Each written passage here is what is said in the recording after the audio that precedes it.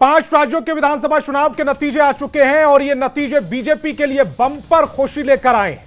पश्चिम बंगाल में पहली बार बीजेपी सत्ता में आ रही है। 294 विधानसभा सीट वाले बंगाल में 200 प्लस सीटों के साथ असम में भी बीजेपी की सुनामी चली है। 126 विधानसभा सीटों वाले असम में बीजेपी प्लस 100 के पार पहुंचती दिख रही है। पुडुचेरी में भी एनडीए 20 सीट जीतती नजर आ रही है। यानी तीनों ही राज्यों में बीजेपी या यूं कहें एनडीए को 2/3 बहुमत मिल रहा है। हालांकि तमिलनाडु में इंडी गठबंधन और एनडीए दोनों को शिकस्त मिली है।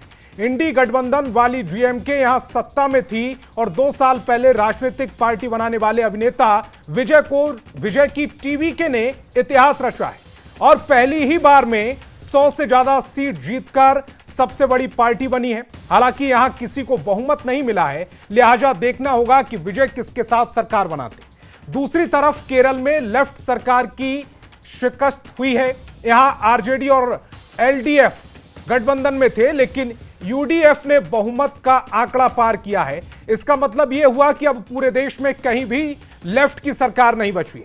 5 राज्यों के विधानसभा चुनाव में बीजेपी 3 राज्यों में सरकार बना रही है। इसका जश्न दिल्ली से लेकर कोलकाता, गुवाहाटी और पुडुचेरी तक मनाया जा रहा है। दिल्ली के बीजेपी मुख्यालय में बीजेपी के दिग्गज इकट्ठा हुए। प्रधानमंत्री नरेंद्र मोदी ने बीजेपी के राष्ट्रीय अध्यक्ष नितिन नवीन को माला पहनाकर उनका स्वागत किया।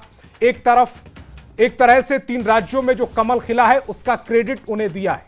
प्रधानमंत्री मोदी ने देश को संबोधित भी किया। क्या कुछ कहा है प्रधानमंत्री ने, सबसे पहले वो सुनवाते हैं। भारतीय जनता पार्टी के अध्यक्ष श्री नितिन नवीन जी द्वारा अध्यक्ष पद संभालने के बाद ये पहले विधानसभा चुनाव थे। 14 नवंबर को जब बिहार चुनाव के नतीजे आए थे,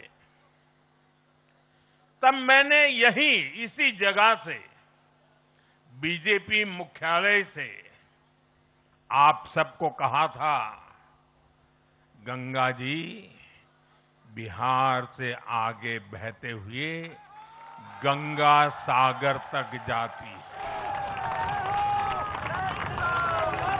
और आज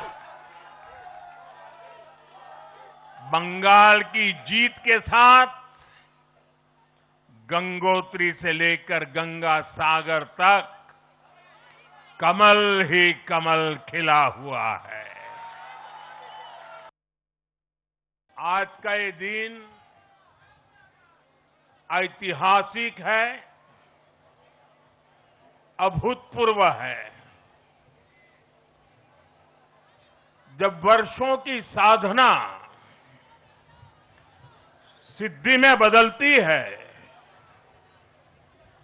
तो चेहरे पर जो खुशी होती है, वो खुशी आज मैं देश भर के भाजपा के कार्यकर्ता के चेहरे पर देख रहा हूं।